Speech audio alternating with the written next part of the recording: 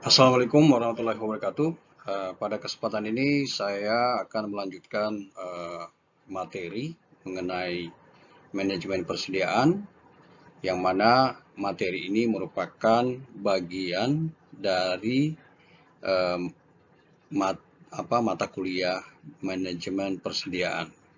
Maksud saya manajemen operasi. Ya. Eh, Pada kesempatan ini, ya, eh, saya akan presentasikan beberapa poin-poin penting mengenai manajemen persediaan. Pertama-tama nanti saya akan menjelaskan sedikit mengapa dibutuhkan pengelolaan persediaan yang baik dalam perusahaan. Kemudian beberapa metode klasifikasi persediaan dan faktor-faktor yang mempengaruhi persediaan, ya, baik dari dalam perusahaan maupun dari luar perusahaan. Nah, ada satu pertanyaan penting, ya, dalam konteks persediaan ini. Mengapa persediaan itu diperlukan? Ini pertanyaan penting, ya, sebelum kita memulai membahas lebih lanjut materi ini. Nah, perusahaan itu ingin mengefisiensikan proses operasionalnya, ingin mengefektifkan proses operasinya. Nah, salah satu aktivitas dari seorang manajer operasional, ya, untuk mewujudkan tujuan yang saya sebutkan tadi, efisiensi dan efektivitas, yang mana ujungnya nanti ke arah kinerja operasi dan kinerja perusahaan, ya. Nah, persediaan ini memiliki fungsi untuk menjaga kontinuitas, ya, kontinuitas input agar proses produksi bisa berjalan dengan baik. Nah, tujuannya adalah agar perusahaan itu dapat menjaga persediaan yang tersimpan itu cukup stabil sehingga tidak mengganggu proses produksi. Nah, pengelolaan persediaan ini juga memastikan bahan baku yang tersedia untuk produksi dalam jumlah yang aman, ya. Jadi itu tujuan yang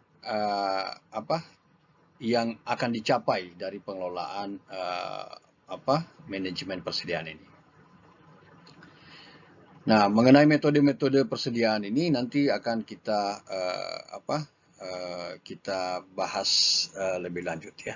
Karena materi ini sebenarnya materi yang cukup padat, ya. Konten materi ini cukup padat, sehingga mungkin 2 atau 3 video pembelajaran lagi untuk membahas lebih lanjut, ya. Ya, baik, kita ke klasifikasi persediaan. Jadi klasifikasi persediaan ini ada 4 kriterianya. Yang pertama bisa dilihat dari tahapan prosesnya, bisa dilihat dari penilaian, bisa dilihat dari permintaan, dan bisa dilihat dari sisi operasional. Nah, ini adalah sub-sub kriteria, ya, sub-sub kriteria mengenai tahapan proses. Ini adalah dilihat dari kelasnya, ya, pada aspek penilaian. Kemudian dilihat dari keterikatan satu input dengan input yang lain, ya. Kemudian kualitas penyimpanan dan daya tahan bahan, ya, yang merupakan operasionalisasi persediaan itu sendiri, ya. Kita ke kategori yang pertama, ya, atau kriteria yang pertama dari persediaan itu. Jadi persediaan dilihat dari tahap proses itu terdiri atas 3, yaitu bahan baku utama ya suatu perusahaan, kemudian dilihat dari barang dalam proses, dan dilihat dari barang jadi atau produk jadi. Jadi bahan baku masuk kategori persediaan, barang dalam proses juga masuk dalam kategori persediaan, dan barang jadi adalah tetap masuk kategori persediaan. Karena ini semua dikelompokkan dalam persediaan kategori tahapan proses. Nah, kalau bahan baku tentu semua material yang masih membutuhkan proses lebih lanjut. Begitu pula dengan barang dalam proses. Tetapi barang jadi tentu barang yang sudah diproses atau sudah ditransformasi tapi membutuhkan penanganan lebih lanjut, yaitu pengepakan, kemudian pengiriman kepada customer, sehingga biasanya barang jadi ini masih ada di gudang penyimpanan pabrik atau manufaktur, ya. Jadi dikategorikan masuk dalam tahap. Nah, kemudian berikutnya adalah penilaian, ya, tahapan kategori penilaian. Nah, kategori penilaian ini terdiri dari 3, yaitu kelas A, kelas B, kelas C. Maksud saya adalah input itu dilihat dari 3 kelas, ya, yaitu kelas A, kelas B, dan kelas C. Di mana kelas A itu adalah input proses produksi yang memiliki unitnya itu rendah, tetapi nilai rupiah dari barang tersebut atau bahan baku tersebut itu tinggi. Kemudian yang kelas B, unitnya itu moderat atau sedang, ya, jumlahnya, tetapi rupiahnya juga sedang atau moderat, ya, atau rata-rata begitu ya. Kemudian klasifikasi C itu adalah persediaan yang unitnya tinggi tetapi rupiahnya rendah, ya. Nah, jadi ini adalah kategori persediaan dilihat dari penilaian.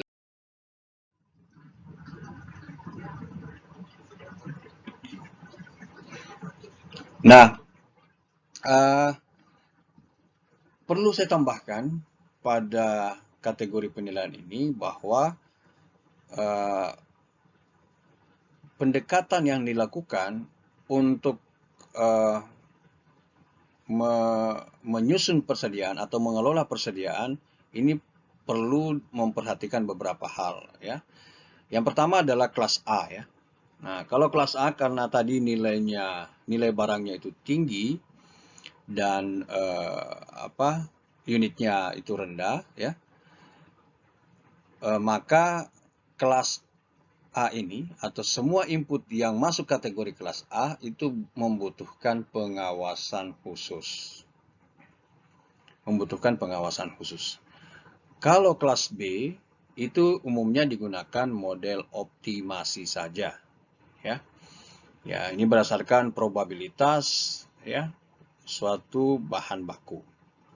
Tetapi kalau kelas C itu model yang digunakan yaitu model yang sederhana saja. Ya. Kemudian kategori persediaan bebas dan terikat. Nah, kategori persediaan bebas dan terikat ini merupakan persediaan yang memiliki perbedaan yang cukup signifikan. Misalnya, ya, definisi persediaan bebas. Definisi persediaan bebas yaitu permintaan satu jenis material yang tidak terikat kepada material yang lain, ya, atau masuk kategori independent demand. Ya, maksudnya adalah satu jenis material itu tidak harus mengikut sertakan kebutuhan atau pembelian material lainnya. Sebaliknya, persediaan terikat yaitu persediaan satu jenis bahan tapi terikat dengan produk yang lain.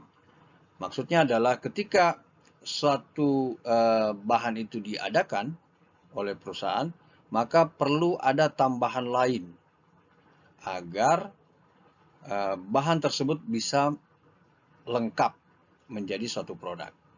Ya, jadi ini adalah proses pengaturan manajemen persediaan berdasarkan kategori bebas dan terikatnya suatu input atau bahan baku. Ya. Nah, yang kategori keempat adalah persediaan berdasarkan operasional persediaan itu sendiri. Nah, untuk operasional ini yang perlu diperhatikan adalah aspek kualitas. Jadi ketika persediaan dilakukan, kualitas bahan yang digunakan harus dapat terjaga. Maksudnya adalah penanganan bahan di dalam proses penyimpanan itu harus berkualitas prosesnya.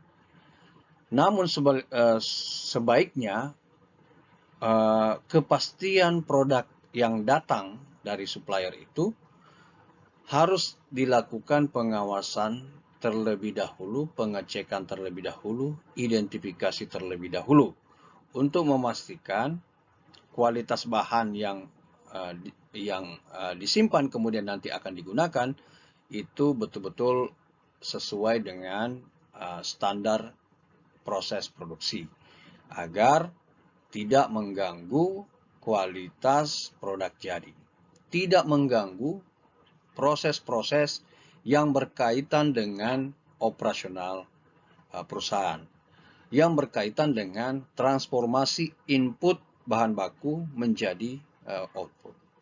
Ya, jadi operasional persediaan ini selain aspek kualitas juga aspek penyimpanan. Dan yang terakhir adalah aspek ketahanan bahan baku. Ya. Jadi bahan bakunya juga harus diidentifikasi sejauh mana ketahanan bahan baku ketika dilakukan penyimpanan untuk menunggu di proses lebih lanjut. Nah, jadi seorang manajer betul-betul harus cermat mengatur hal ini.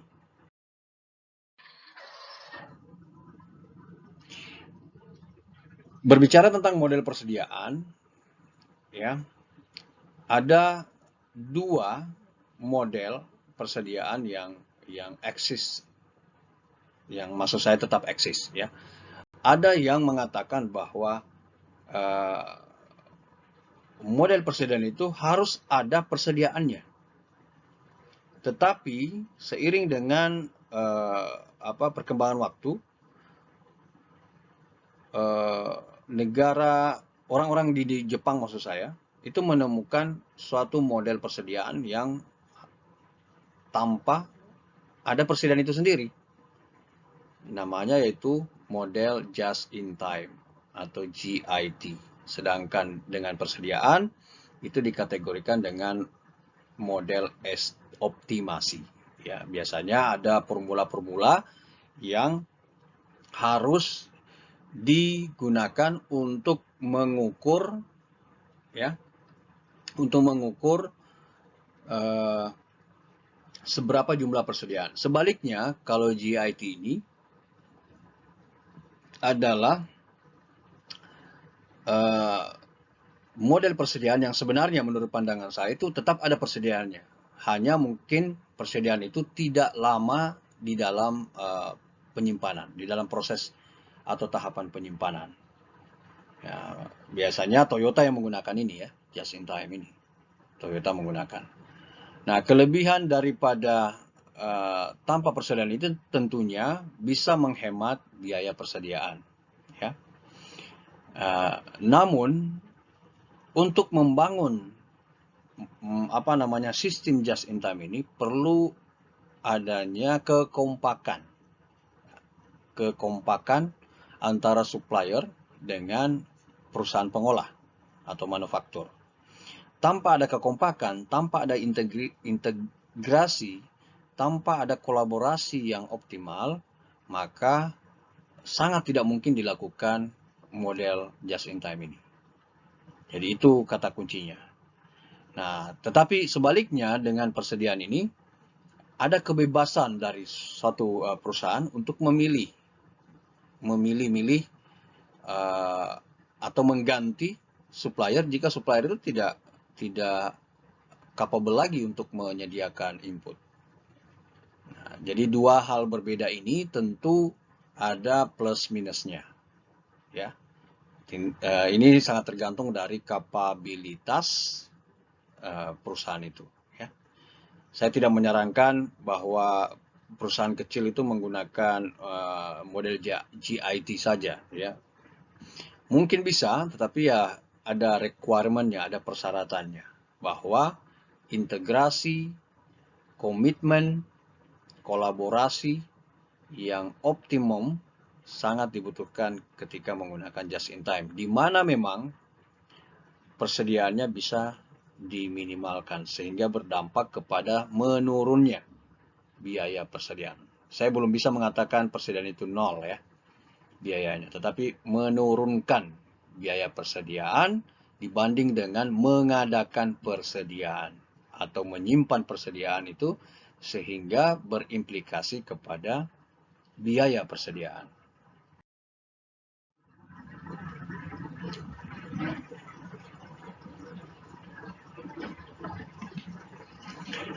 Nah, ini sedikit kesimpulan pertama, ya, mengenai beberapa slide saya sebelumnya, bahwa di dalam teori persediaan itu ada dua poin penting yang harus kita ketahui, yaitu adalah kecukupan persediaan itu harus stabil, harus bisa menjamin kontinuitas proses produksi, tidak stock out, ya, seperti itu, atau tidak surplus, juga nanti bisa berdampak ke biaya nantinya, ya. Jadi itu yang pertama. Yang kedua adalah perusahaan di dalam konteks teori persediaan perlu meminimumkan biaya persediaan. Jangan sampai meningkatkan biaya persediaan, ya, tetapi sebaliknya meminimumkan biaya persediaan. Karena akumulasi daripada biaya-biaya ini berdampak besar terhadap kinerja perusahaan, yang mana terlebih dahulu berdampak kepada kinerja operasional, ya, sebelum ke kinerja perusahaan.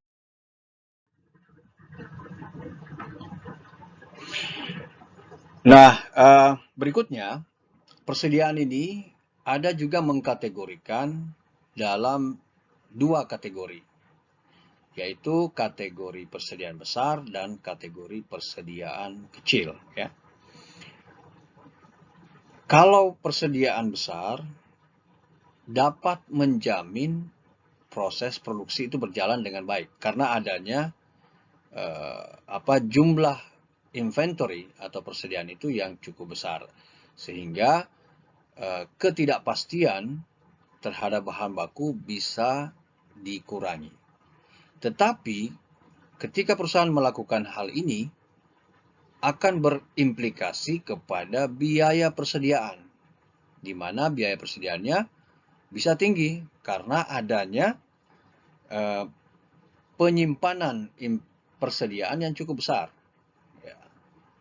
Sebaliknya, ketika perusahaan itu menerapkan persediaan kecil, maka ini dapat berdampak kepada penurunan biaya persediaan karena jumlahnya kecil. Tetapi dapat berimplikasi atau beresiko terhadap proses produksi karena bisa jadi terjadi stock out, ya. Bukan surplus kalau persediaan kecil, tetapi akan terjadi kondisi stock out persediaan. Nah, ini tentunya harus diantisipasi lebih dulu, ya, dihindari ini terjadinya stock out.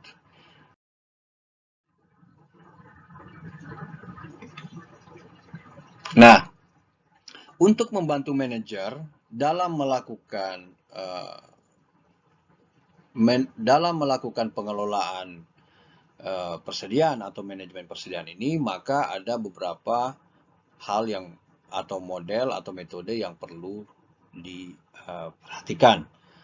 Nah, di sini yang Anda bisa lihat ada namanya EOQ, Economic Order Quantity. Nah, ini memiliki persyaratan-persyaratan. Maksud saya metode EOQ ini memiliki persyaratan-persyaratan, ya. Metode EOQ ini sendiri ini merupakan metode manajemen persediaan untuk menentukan jumlah pemesanan atau pembelian yang harus dilakukan dan berapa banyak jumlah yang harus dipesan agar biaya total penyimpanan antara biaya pemesanan dan biaya penyimpanan itu menjadi minimum, ya. Nah, di bawah daripada penjelasan ini, ya, maksud saya di bawah dari EOQ yang Anda lihat pada slide ini adalah persyaratan-persyaratannya. Yang pertama yaitu bahan bakunya itu berkelas atau masuk kategori kelas B. Sedangkan pemakaian perharinya itu harus sama. Perubahan harga tidak ada, perubahan biaya pun juga tidak ada, dan bahan bakunya ini mudah dicari. Jangan sampai bahan bakunya sulit dicari maka tidak memenuhi kriteria penerapan EOQ, ya. Nah, sebelum kita ke formula EOQ atau Economic Order Quantity, ada beberapa bentuk biaya persediaan itu. Ada biaya penyimpanan, ada biaya order dan biaya setup, dan ada biaya tetap persediaan. Nah, tentunya kategori biaya atau definisi biaya-biaya ini saya asumsikan adik-adik semua sudah bisa memahami, ya. Pada mata kuliah sebelumnya yaitu akuntansi biaya, hal ini dibahas dengan detail, ya. Dibahas dengan detail mengenai biaya-biaya ini. Nah, di sini saya tidak menguraikan satu persatu karena asumsinya adalah Anda-Anda sekalian sudah memahami apa contoh-contoh biaya persediaan yang ada saya tampilkan pada slide ini. Nah, sebelum ke formula EOQ lagi, di dalam melakukan pembelian untuk menentukan berapa yang harus diorder, perlu kita perhatikan peran daripada EOQ. Ya. Kalau dari gambar ini kita bisa lihat bahwa EOQ itu menentukan titik, ya. Jadi titiknya itu ada di sini. Kita asumsikan begitu, titik kuantitasnya, ya. Kemudian di sini adalah level biayanya, ya, level biaya di sini. Kemudian ini adalah titik yang terendah dari total biaya. Kemudian ini adalah pertemuan antara jumlah EOQ, biaya order, dan biaya penyimpanan. Nah, kalau kita perhatikan di sisi sebelum EOQ ini, ya, sisi di sini, ya. Kalau kita perhatikan ini pada sisi ini, nah ini kalau kita perhatikan EOQ-nya itu ada di sini dan biaya ordernya cenderung negatif, total biayanya juga cenderung ke arah negatif atau terjadi penurunan, tetapi biaya penyimpanan ini selalu mengikuti jumlah kuantitas, ya. Jadi dia linear sifatnya. Kalau total biaya itu sangat ditentukan oleh hasil daripada EOQ. Berapa jumlah yang ditetapkan oleh di proses perhitungan EOQ, ya. Jadi ini adalah ilustrasi yang menggambarkan bahwa di bawah dari titik EOQ ini adalah titik-titik yang bisa dilakukan oleh seorang manajer untuk memesan bahan baku yang sehingga pemesanan itu bisa lebih ekonomis ya buat perusahaan.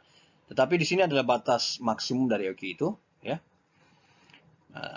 Tetapi ketika perusahaan itu melampaui dari titik ini, maka akan terjadi peningkatan biaya total biaya dan peningkatan biaya penyimpanan meskipun biaya ordernya itu semakin menurun ya. Tapi biasanya biaya order ini lebih kecil ya dibandingkan dengan biaya penyimpanan dan total biaya. Jadi keputusan ini sekali lagi sangat ditentukan oleh kapasitas seorang manajer operasi. Nah, ini adalah formula daripada economic order quantity. Ini adalah Ini adalah akar ya. Akar ya, seperti ini.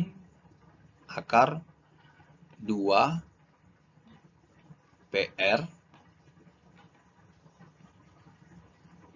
dibagi dengan C ya. Nah, seperti itu ya.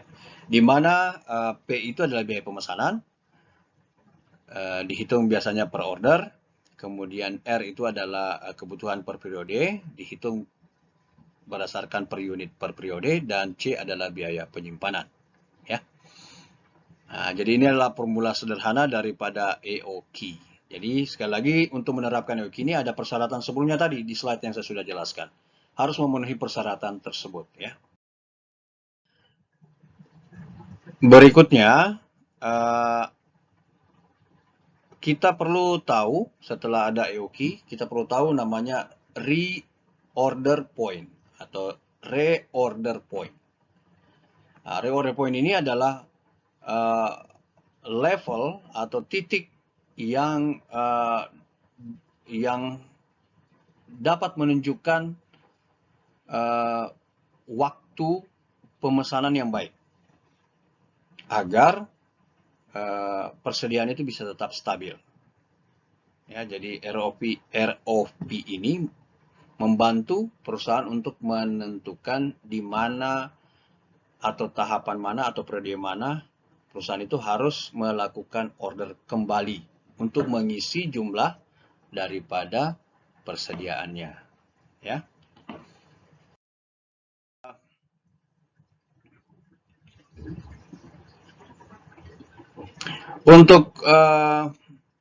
Untuk memenuhi economic order point itu atau maksud saya reorder point, perlu memperhatikan besar kebutuhan ya, jenis bahan baku dan proses lead time atau waktu tunggunya ya.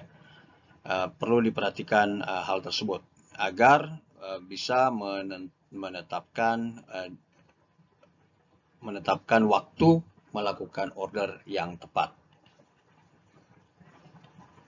Jadi waktunya ya tentunya di sini kalau kita ilustrasikan ya sebelum persediaan ini menurun ya, sebelum persediaan ini menurun hingga ke titik ini. Jadi reorder point-nya itu dilakukan di sini. Sebelum proses ini berkurang ya atau menurun persediaannya. Nah, sebelum menurun di sini, titik inilah yang paling tepat dilakukan pemesanan kembali atau ROP ya. Dengan tentunya mempertimbangkan hal-hal di atas ini. Ya, yaitu besarnya kebutuhan, bahan baku, dan lead time. Nah, model pembelian itu untuk reorder point itu ya ilustrasinya lagi kembali adalah di titik ini ya. Jadi sebelum dia menurun ke titik 0 di sini, maka disinilah waktu yang tepat ya, diasumsikan di sini untuk gambar ini. Disinilah waktu yang tepat sebelum persediaan itu habis agar bisa membantu terpenuhinya persediaan sehingga nanti kurvanya garisnya akan naik lagi ya ke titik ini.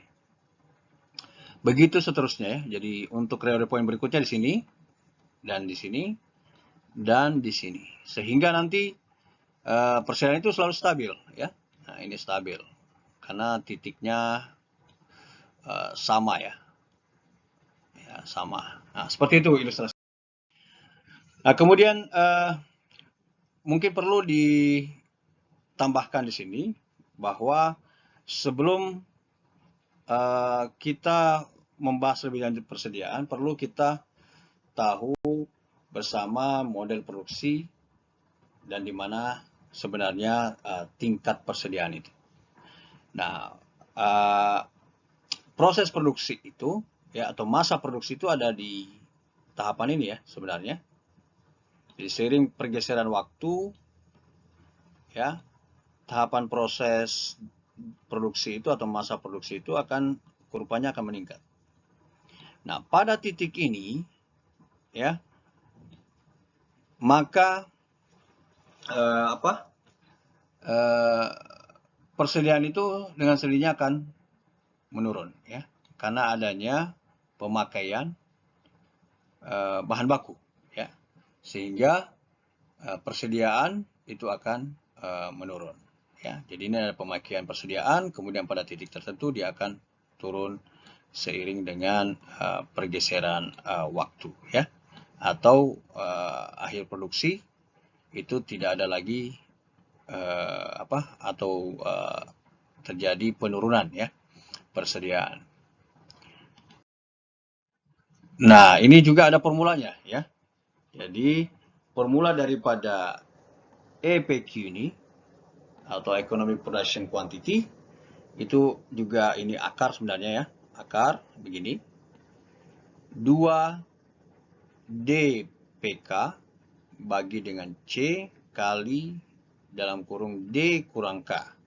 Di mana P itu adalah biaya persiapan, di sini ada biaya penyimpanan, D itu kapasitas produksi, dan K itu adalah kapasitas konsumsi. Ya, jadi dua komponen ini dalam rumus atau formula EPQ itu perlu diperhatikan dengan baik. Karena ini adalah merupakan pembagi, tapi harus dikurangi terlebih dahulu sebelum dibagi antara hasil perkalian biaya persiapan dan biaya penyimpanan. Ya. Di sini berbeda dengan EOQ. Ya, kalau EOQ hanya biaya order dan biaya penyimpanan yang lebih dominan dalam formulanya. Nah, berbicara tentang model-model yang digunakan dalam persediaan, ini tadi saya sudah singgung. Model optimasi yaitu menggunakan model probabilistik lagi. Model probabilistik ini bisa membantu perusahaan untuk menentukan waktu kapan ya, atau kapan dan berapa banyak perusahaan itu harus melakukan order. Nah, ini sangat membantu model ini. Kemudian apabila terdapat kemungkinan perubahan penggunaan material. Nah, jika terdapat kemungkinan perubahan penggunaan material, maka model probabilistik cocok untuk menentukan berapa jumlah persediaan. Nah, berikutnya saya sudah sampaikan tadi bahwa di dalam persediaan ada faktor-faktor yang ikut mempengaruhi, ya, yaitu namanya ketidakpastian. Yang mana ketidakpastian ini bisa berimplikasi menjadi resiko buat perusahaan. Ya, dia menjadi resiko. Nah, ketidakpastian persediaan ini bisa berasal dari dalam perusahaan dan bisa juga berasal dari luar perusahaan. Ya. Nah, kalau dari dalam perusahaan itu bisa jadi terjadi surplus, ya, karena mungkin penggunaan bahan baku, ya, itu ternyata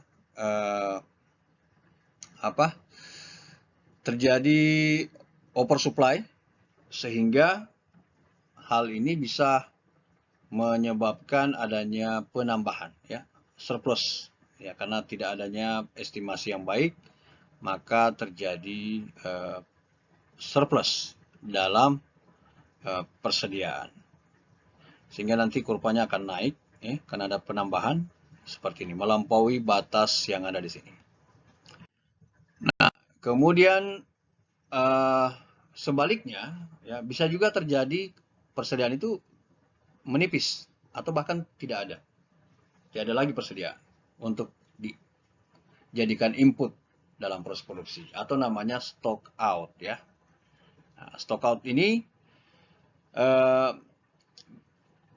sangat berdampak besar ya.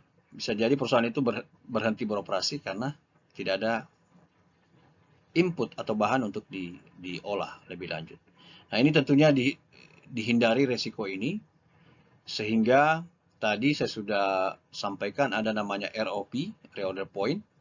Tadi sudah saya jelaskan di mana titiknya, yaitu sebelum titik garis persediaan itu mencapai titik nol ya, sehingga dilakukan reorder point. Karena mengantisipasi kejadian ini ya, bisa saja terjadi kejadian seperti ini, di mana persediaan itu menipis atau bahkan menjadi tidak ada lagi untuk diolah lebih lanjut. Jadi ini dua kondisi utama ya yang harus dihindari. Kalau surplus garis persediaannya bergeser ke kanan, sebaliknya kalau terjadi stock out, garis persediaannya bergeser ke kiri bawah. Nah, itu tadi ketidakpastian dari dalam. Nah, sekarang ketidakpastian dari luar pun juga dapat terjadi. Nah, kalau tadi dari dalam itu bisa diintervensi oleh perusahaan. Tetapi sebaliknya, ketika terjadi atau resiko itu dari luar, maka intervensi daripada perusahaan itu hampir tidak ada ya. Hampir tidak bisa maksud saya. Tidak bisa dilakukan intervensi. Kalau tadi di dalam masih bisa, tapi kalau di luar sangat sulit untuk melakukan intervensi. Ya. Sehingga ini resiko yang juga besar untuk kelangsungan. Nah, pun juga sama, bisa terjadi surplus, ya, bisa terjadi surplus karena mungkin ada perubahan demand dari konsumen akhir, sehingga persediaan barang jadi ikut meningkat karena tidak ada yang beli, sehingga dia berdampak ke persediaan barang jadi yang lebih dominan ya. Sebaliknya, ya bisa terjadi stock out, ya bisa terjadi stock out juga. Nah, ini juga dipengaruhi oleh konsumen akhir. Maka dari itu kecermatan sekali lagi dari perusahaan, maksud saya manajer operasional ini sangat dibutuhkan.